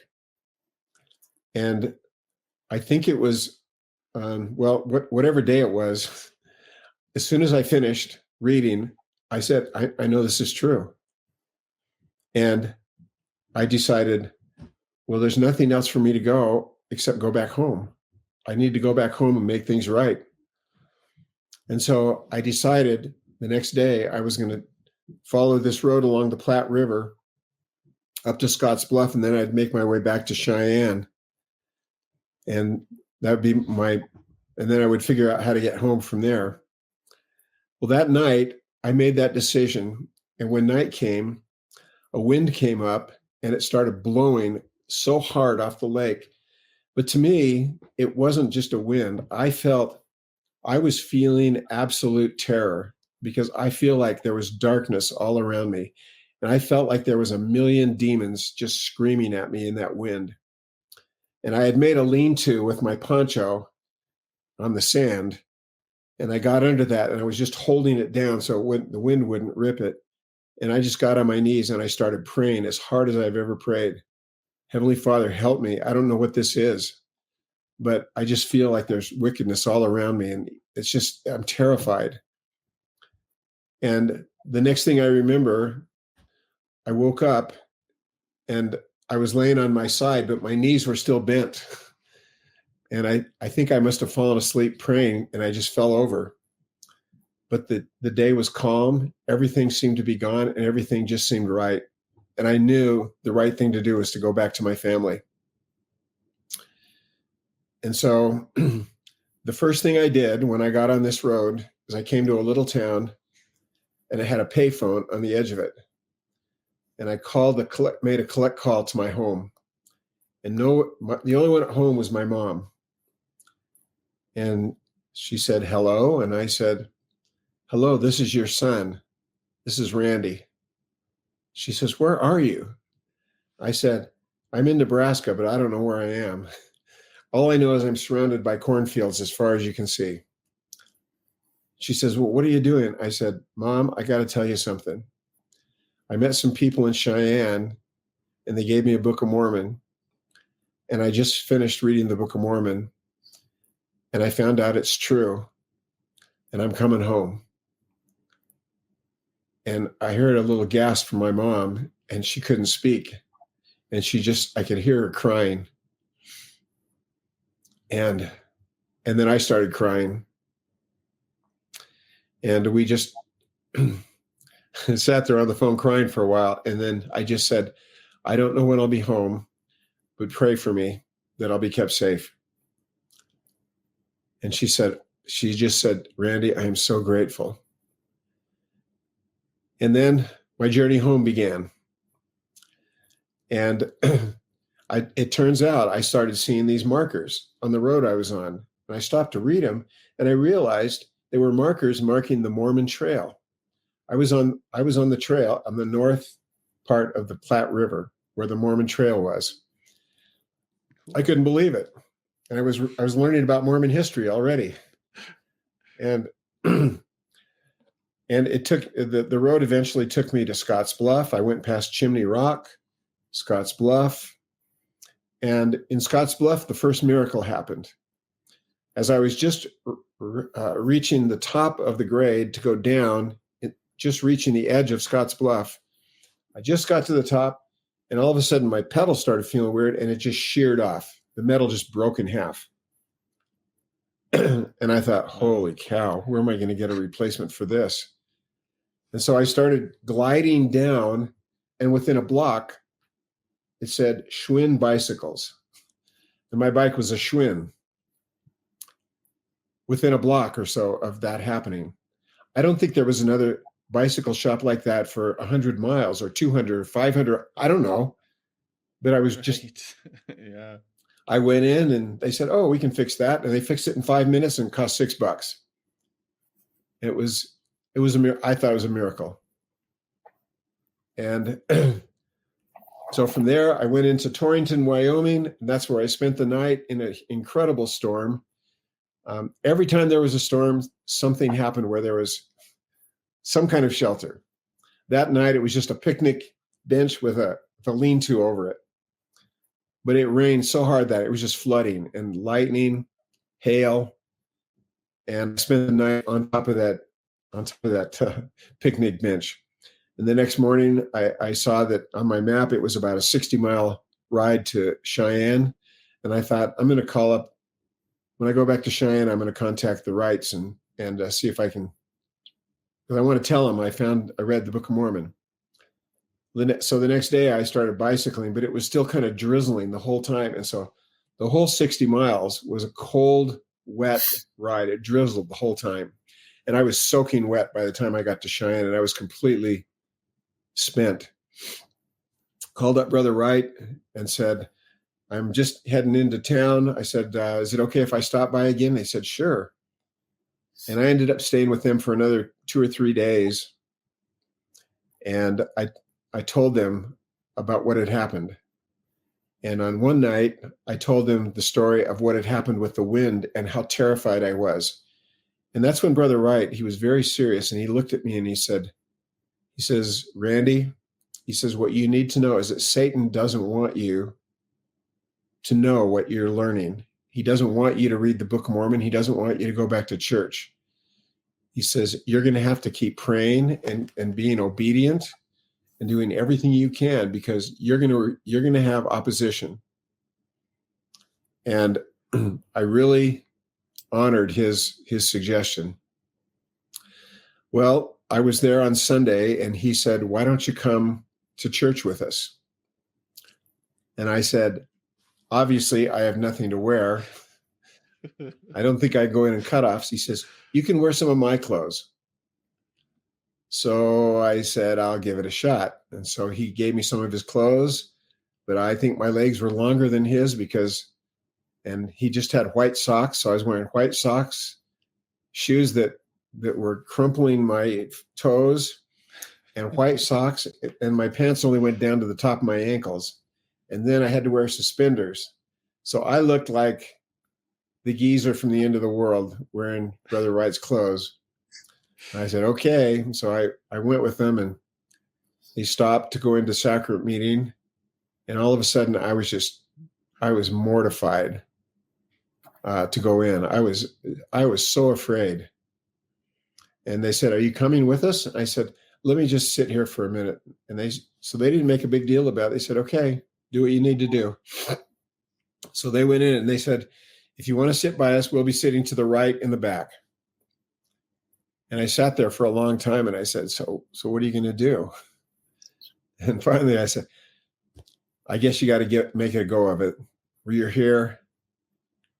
And so I said, okay. So I slowly got out of the car and walked across the street, walked up the steps. And I remember putting my hand on the door, just closing my eyes. And I opened the door and I walked in. And as soon as I did, there was a man in a suit and tie. He had a big smile on his face, and he extended his hand and shook my hand and he says, brother, welcome to church today.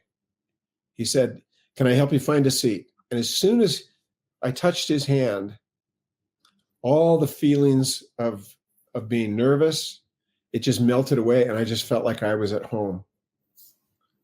And I ended up sitting next to the Wrights, and I just enjoyed it.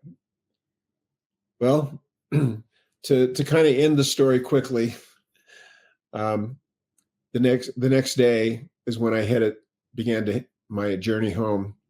And instead of coming back across Wyoming, I went down through Colorado to Fort Collins, then up through Estes Park and over Rocky Mountain National Park.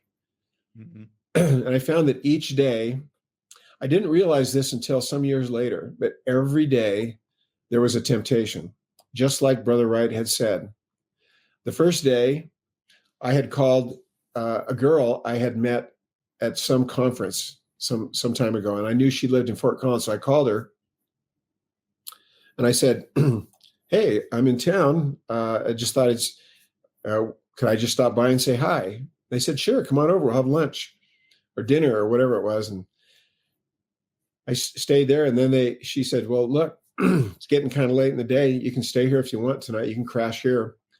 And that had kind of been something I always did, just crashing at somebody's house. I didn't think a thing of it. But then I realized after there were several girls living there, and as I laid down on the couch, one of the girls came down, and it's obvious that she had something in mind. And and all of a sudden I could just feel this warning. And I was saying to myself, how did you get yourself into this mess? And she was hanging around talking, obviously leading me on. And I finally said, look, I got to get up early tomorrow morning. I'm tired. I can't talk to you anymore. I just got to get some sleep. She got really angry, and I didn't care. I was just glad to get rid of her. And that was the first temptation, law of chastity. The next day, I was in Estes Park after going up the big Thompson Canyon, a lot of uphill, and I was making a camp. And while I was doing that, a big rock smashed my thumb, and it started swelling, and the pain was incredible. And I ended up having to cut through my thumbnail so that it would release all the blood. But that temptation was pain. It wasn't a temptation, but it was just the things that we experience, physical pain. The next day, I was bicycling up and over Rocky Mountain National Park, which goes up to 12,000 feet. And when I got up to the top, I was exhausted. And I get up to the top, and a summer storm hits and turns into snow. And so here I am. The only thing I have is a sweatshirt, short pants, and I'm in a snowstorm with wind blowing and lightning, thunder, and it's snowing at 12,000 feet. And so that was physical. The temptation there, or the challenge, was just the physical elements that you have to battle against sometimes. And then coming down, I'm now making my way down, enjoying the ride down. And I stopped at a rest stop, and people were there feeding the animals. And a guy came up to me and was talking to me what I was doing, looked at my bike, and he says, hey, I've got this thing I can sell you if you ever have a flat tire. I said, no, I've got tools and stuff. It's okay.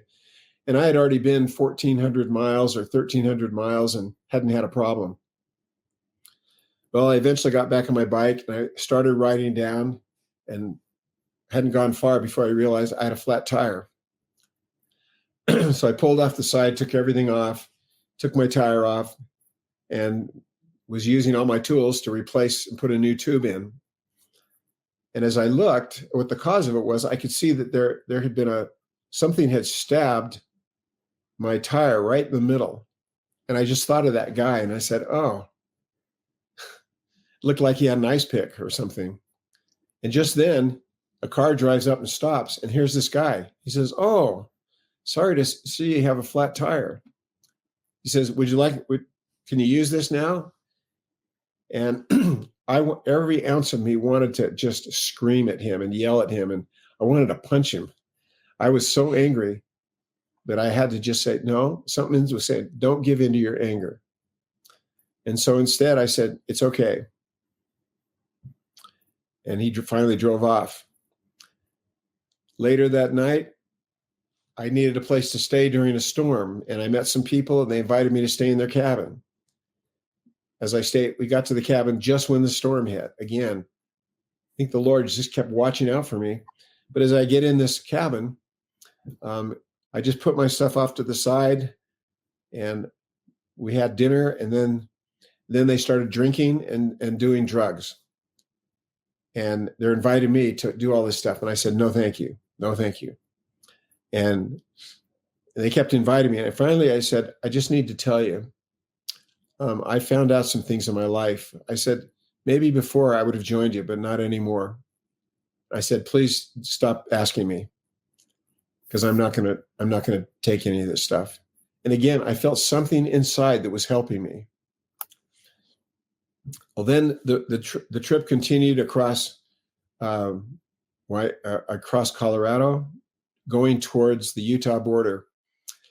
And there was discouragement, the roads going up and then down, and then up and then down, and discouragement, being alone. But as I got to Vernal, it was Saturday night, and I said, I'm going to obey the Sabbath. But I didn't have any way to go to church. But I said, I'm not going anywhere, and I'm going to read the Book of Mormon all day for my Sabbath services. And so I camped outside of town and just spent all day observing the Sabbath. And then continued. to Duchesne, and I was parked next to a place where the old road went into the lake, and they had built a bridge because they had built a reservoir there. And during the night, a car came over, not paying attention to the signs, two guys talking, and all of a sudden they screech on their brakes and smash into the lake. Oh, man. And they went, and then they backed out furiously and finally were able to get out. And I just thought, there's a good example of staying on the path. Mm-hmm. And so then I realized that I was getting close to the end of my journey. I probably would have one more night. And that day, as I was riding in the middle of nowhere, kind of going up towards Strawberry Reservoir, around a corner came this odd-looking car, and it was coming towards me. And then I recognized it. I said, "Oh, that's the car of the guy that had been our Pied Piper, the guy from Colorado." And I couldn't believe I was seeing that car. And something inside said, "This is not a coincidence. Warning, this is not a coincidence." And he saw me, and I saw him, and he pulled over. And so I pulled across the street, and he came out, and he said, "Dude, what are you doing?" I said, "Nice to see you." And he says, "Hey, why don't you put your bike here and we can go? It's time to go. You can get away from your family." He says, "Just like we always talked about." And I called him by name, and I said, "I'm not going to do that." I said, "I'm going back to my family." And I said, "By the way, I just finished reading the Book of Mormon, and I found out it's true. And you ought to find out for yourself too."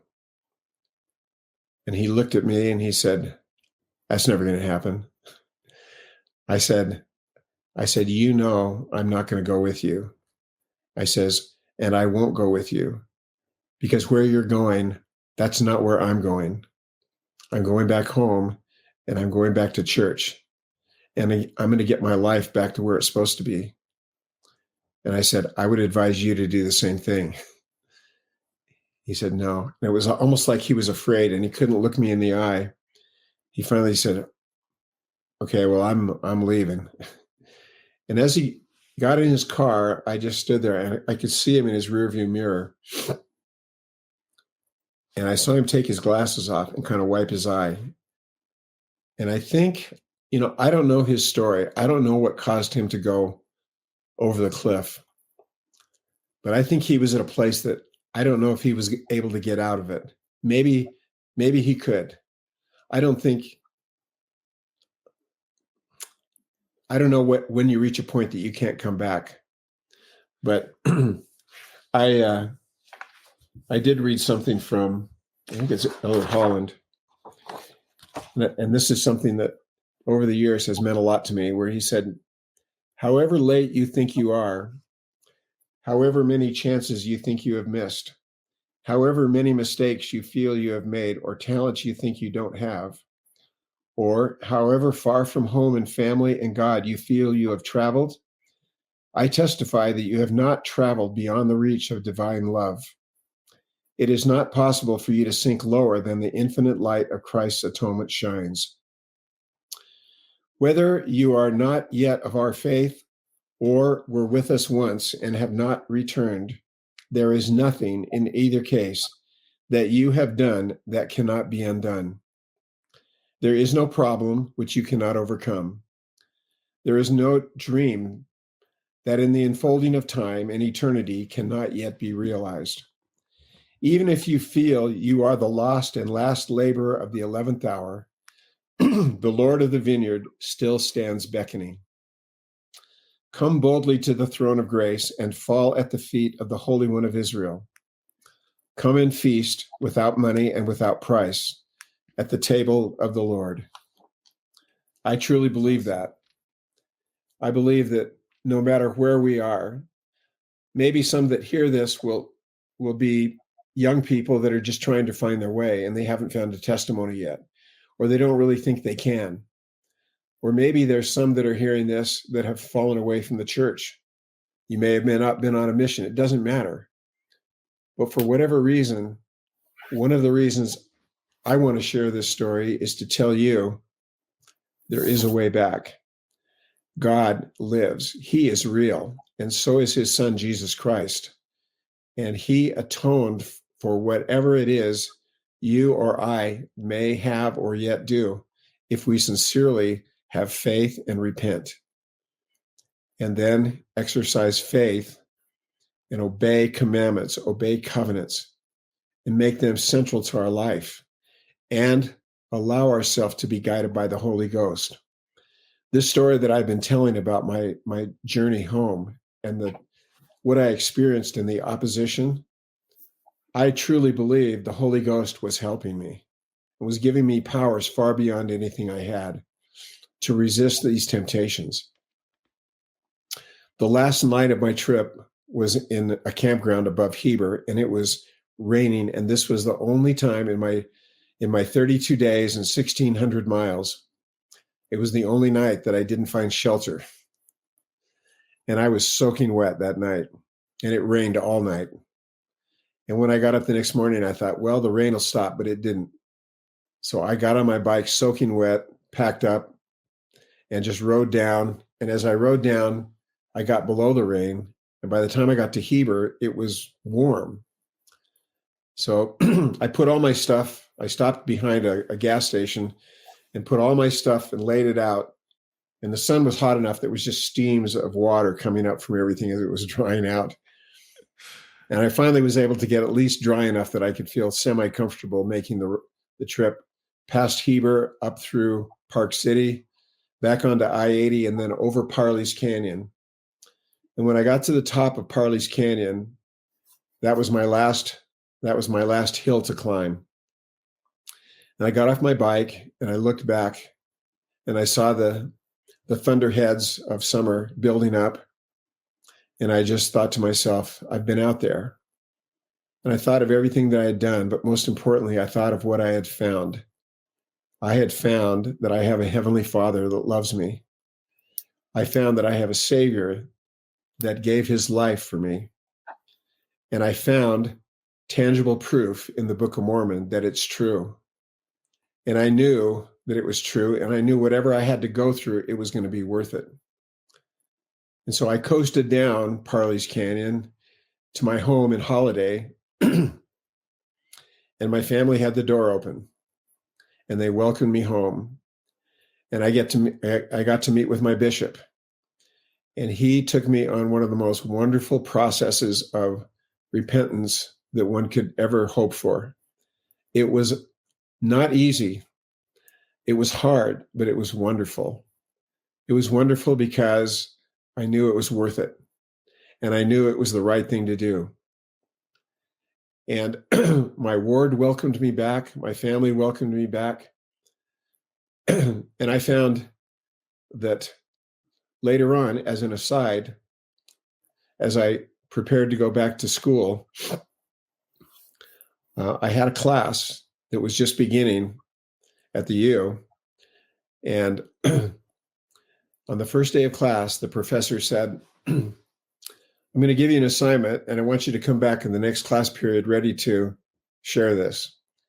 He said, I want you to identify one object that is the most precious thing in your life, and I want you to tell us why it's the most precious thing. And I have no idea why he gave us that assignment. I don't even remember what the class was about. But I immediately knew what I would take. And so as we came back and people were getting up, and they had one girl had a mascara kit and said, this is the most precious thing to me, so I can do my makeup. And people had different things. Well, it came my turn, and I brought my backpack up, and I stood at the podium, and I reached in, and I pulled out a Book of Mormon. And I said, this is the most precious thing in my life. It's the Book of Mormon. And immediately, two guys in the back stood up and started yelling and said, this is not right. This is not what this class is about. He cannot continue. They were just saying to shut him up. And several others joined in.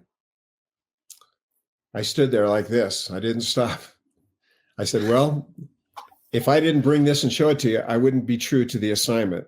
I'm just doing what was asked. So there started to be a big argument with these guys yelling at me. Professor said, wait a minute, let's ask the rest of the class what they think.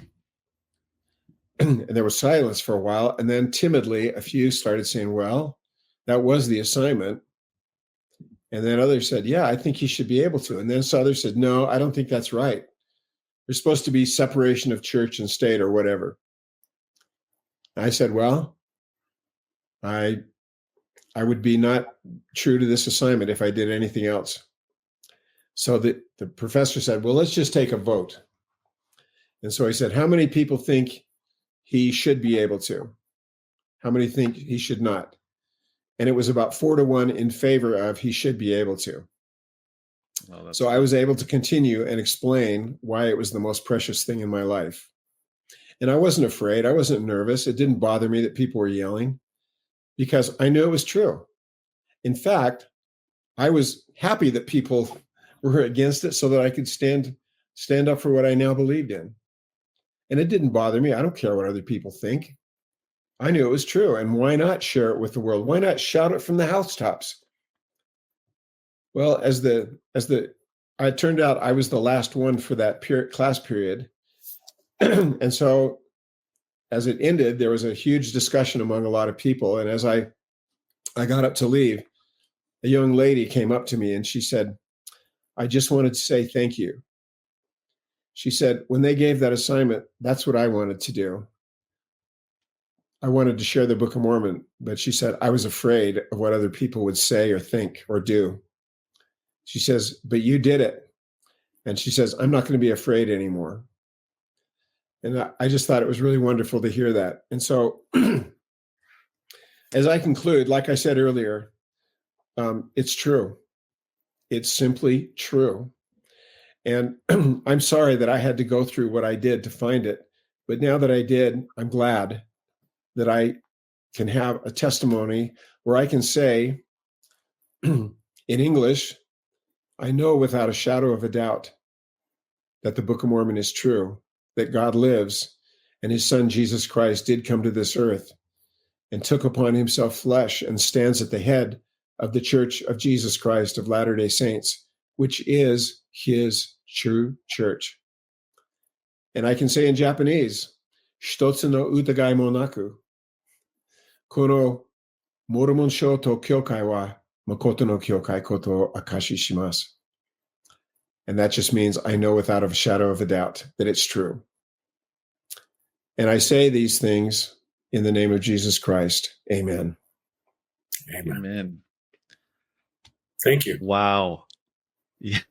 What an inspirational story. That's incredible. I loved it. Larry, Appreciate your time. Any thoughts, Larry? I appreciate every part of that journey because it teaches us without all those struggles that you went through. And I like how that during some very difficult times, the Lord was able to pierce the darkness and show into your soul. And that was like all part of the journey. And I wouldn't recommend that to anyone in terms of your journey, but hey, go on this road, right? But all of us have that sort of journey in our own way. Thank you for sharing. I felt the spirit. I just appreciate it. It was well worth the time. Thank you. Yeah. My thought is, God is in the details that we don't always see. Even from you going to Vietnam and, I mean, every step of the way, I'm sure you out of anyone have probably seen that. And I think we can, if we all look back on our lives, kind of what you were saying, Larry, we'll see God in the details of our life. And can I just add one thing? Yeah, go ahead. Years later, after my wife and I were married, obviously, we were living in Midland, Michigan. And I had a friend in our ward whose name was Don, and he had also been in Vietnam. And every once in a while, we would talk about our experiences. But one of the things that we said is, one of the things that we always missed was the kind of homecoming that a soldier coming home from war deserves. And we said we never got that. We just came back as an individual, alone and feeling alone and isolated. And well, Don was in the reserve unit in the Army in Midland, Michigan. And in 1990, in the summer, they were called up during the first Gulf War. Remember, there was a lot of people that were called up, and his unit was called up. And so here he was, a Vietnam vet, and he was now called to go back to war with this unit from Midland. We watched as they left as a unit together, and there was all sorts of people on the sidewalk holding American flags and waving them as they left. Well, and then they were gone, and as you know, the war in was very short. The actual war was 100 hours or something, but nobody knew what was going to happen. Well, after several months after that, they started deactivating units and sending them home. And their unit was finally said that they would be coming home on a certain day in April. And Midland, Michigan is just a little Midwest town. It's the headquarters of Dow Chemical. So there's about 40,000 people that live there, but it still has a real small town feel. And then it was announced that this unit was coming home and that they would be coming on their buses, and that all their equipment was going to be coming on flatbed trucks or something. But they were going to be coming as a unit in buses, and they were going to be arriving at a certain time. Nobody made any plans or arrangements, but just spontaneously, thousands of people came to little downtown Midland to be there. There must have been 20,000 people, half the community, the ones that weren't working. Everybody showed up, and they just lined up down the street. And when the buses finally arrived, the soldiers thought that they would just get off and meet their families and hug them, and then they go home. They didn't know that they were going to form up into their platoons and march down the street in this spontaneous parade with thousands of people cheering them and waving American flags. Well, they marched out and they came down, and we were there with our family, and all of our kids were there, and my son was on my shoulders. He was about 3 years old, 2 or 3 years old. And we finally saw them coming down, and people just cheering, and we had flags and we were waving them. And there in the front rank of the first platoon coming down was Don McCormick, my friend. And he just happened to be on the side where we were. And as he came down, he looked over and we made eye contact. And as they marched by, he looked over and he winked and he said, "Welcome home, soldier."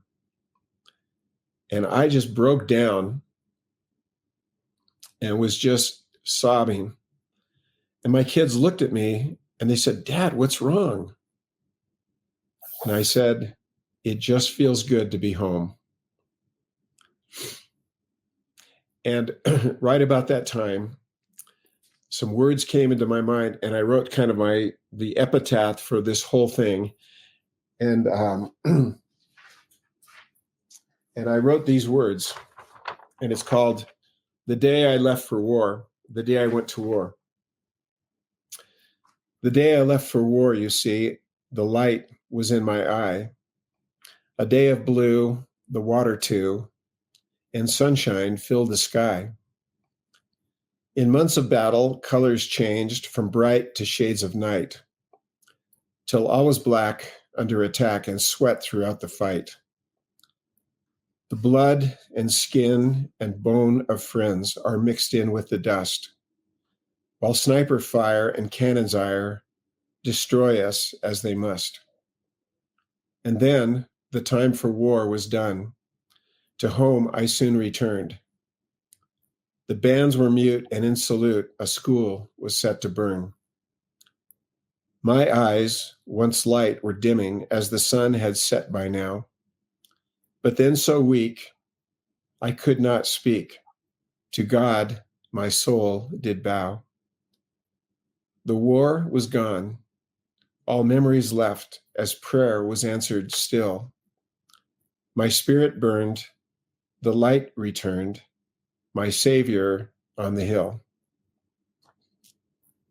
The day I went to war. Beautiful. Thanks.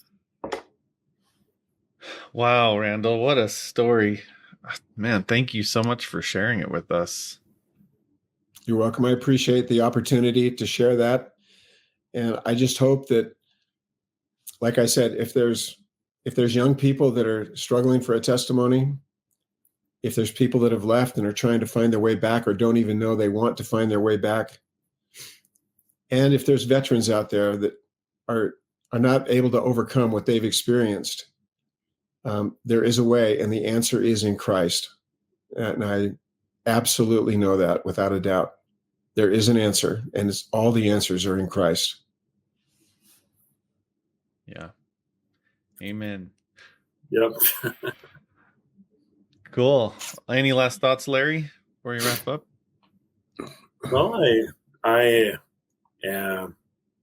appreciate that you appreciate your faith and strength in standing for what you believe is right. I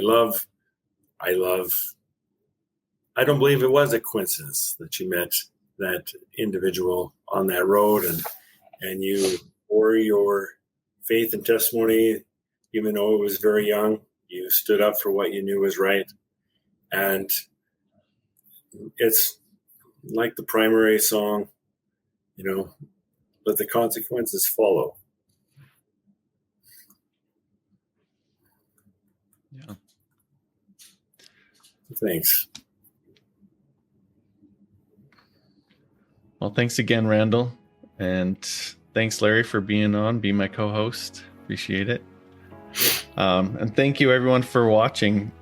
This has been an incredible podcast. And please help us get the word out. Share Randall's story. Go hit that share button. Do your 5-second missionary work. Let's share some light out there. Let's share Randall's story. It's an incredible, powerful story about the Book of Mormon, and we need to get that out there because it is such a powerful book, and it has so many truths, and it's from God. And if any of you have a story that you'd like to share, go to latterdaylights.com and let's hear about it. Let's get you on the show. So once again, Randall, Larry, thank you so much for being here, and we will see you guys all next week. Thank you so much, Scott and Larry. Appreciate it. Thank you. Take care.